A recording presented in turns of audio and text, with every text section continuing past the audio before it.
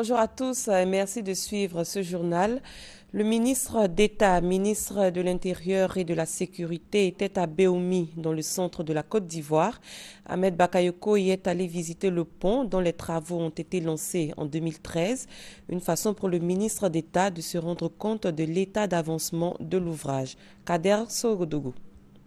Le ministre d'État, ministre de l'Intérieur et de la Sécurité, Ahmed Bakayoko, sur le chantier du pont de Béoumi sur le Bandama. Progressivement, le pont prend forme. Ce pont, attendu depuis 43 ans, va redonner à Béoumi son lustre d'antan. Après la visite, le ministre se dit rassuré de l'état d'avancement des travaux. Les populations elles-mêmes voient au quotidien que c'est un chantier qui progresse.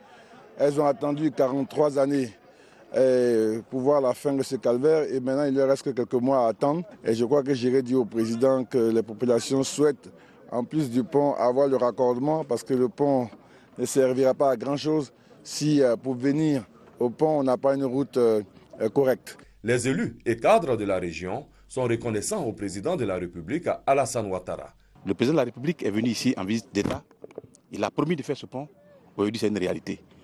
Et j'ajoute que nous, Ivoiriens, nous ne mesurons pas assez la chance que nous avons d'avoir un président comme Alassane Ouattara, qui dit ce qu'il fait, qui fait ce qu'il dit. C'est une chance que nous avons, sachons dire merci. Plein de reconnaissance vis-à-vis du chef de l'État, plein de reconnaissance vis-à-vis du ministre d'État et de ses collaborateurs, plein de reconnaissance vis-à-vis de l'État de Côte d'Ivoire pour la population de Béoumi. Béoumi a pleuré longtemps et rien qu'à voir le pont, à voir le ministre d'État qui se déplace, nous voulons témoigner et dire au président, il l'a promis, il l'a fait, c'est un homme de parole, c'est un homme d'engagement, nous le suivons et ce n'est pas... Le peuple codé ne s'exprime pas au hasard. Les responsables du chantier rassurent quant au respect du délai de livraison de l'œuvre. Il faut dire que dans le cadre de ce projet, on a démarré les travaux au mois de février. À ce jour, avec satisfaction, on note un taux de 55% sur les travaux de Bandama. Et donc, ces travaux, conformément au délai contractuel, on va pouvoir les achever en septembre 2015. Le pont de Béoumi sur le Bandama mesure 243 mètres et se repose sur 28 piliers. Il sera le cordon ombilical entre les régions de Béké, du Béré, de la Maraoué et bien d'autres régions. Rendons-nous à Barcelone, en Espagne. Les opérateurs ivoiriens y ont présenté récemment les opportunités d'investissement dans le tourisme en Côte d'Ivoire. Une présentation faite à travers des projections de films et des échanges. Patricia Omouetia.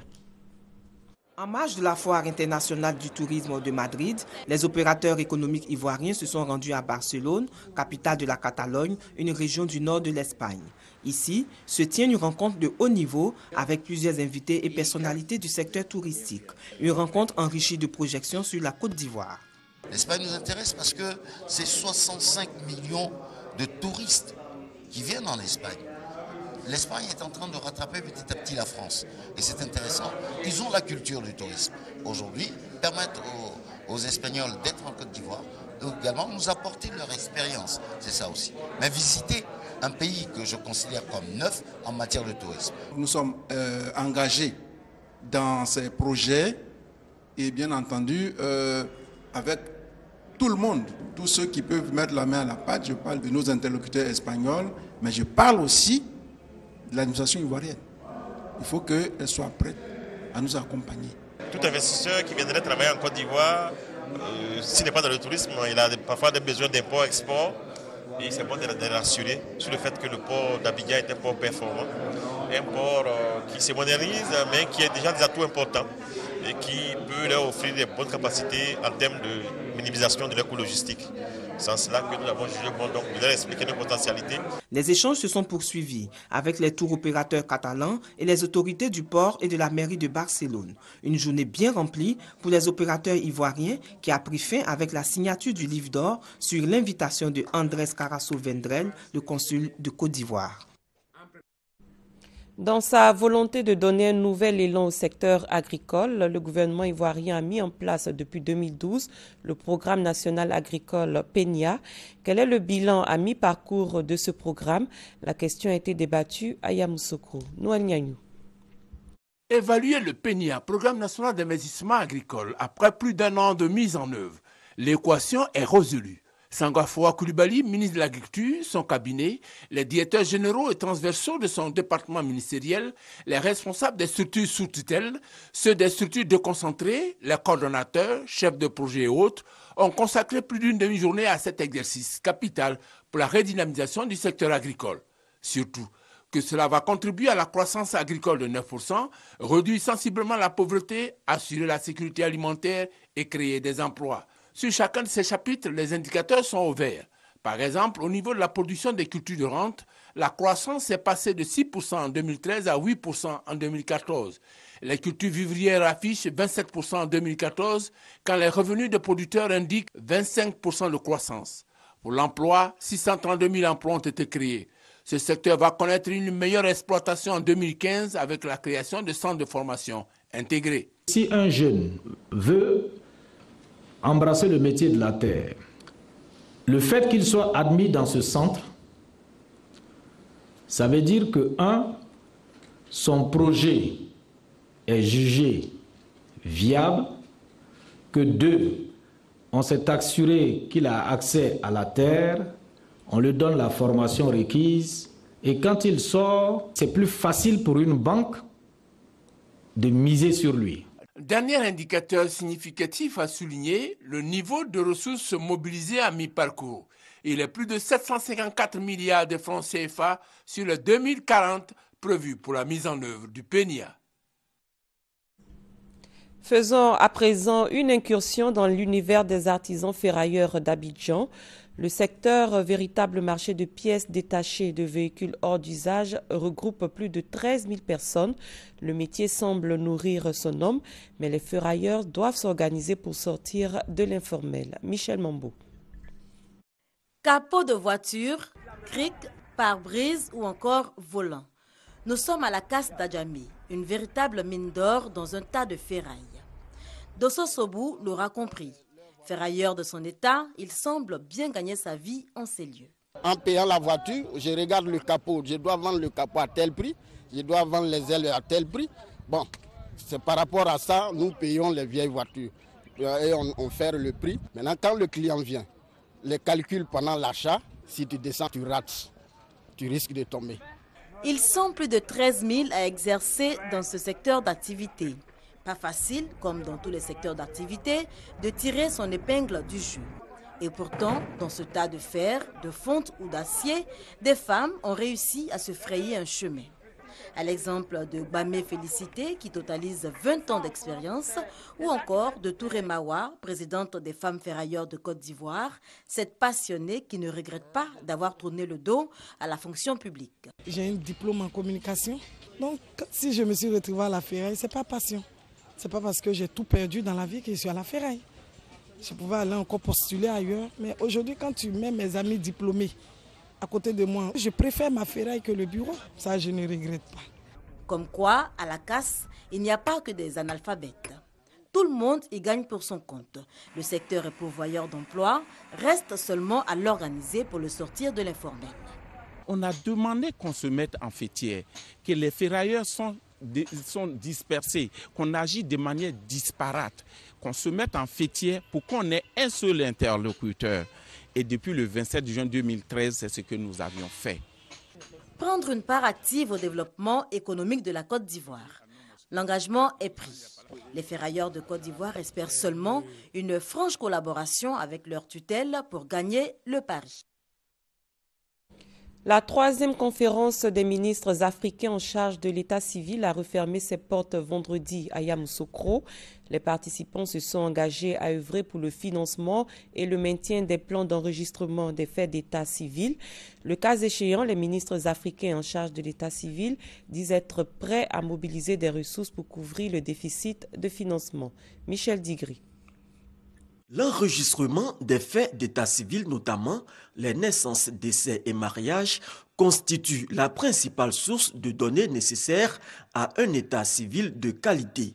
En Afrique, les statistiques de l'état civil sont peu fiables. Les gouvernants ont décidé de rectifier le tir. Depuis 2009, nous avons entrepris la réforme de notre système d'état civil.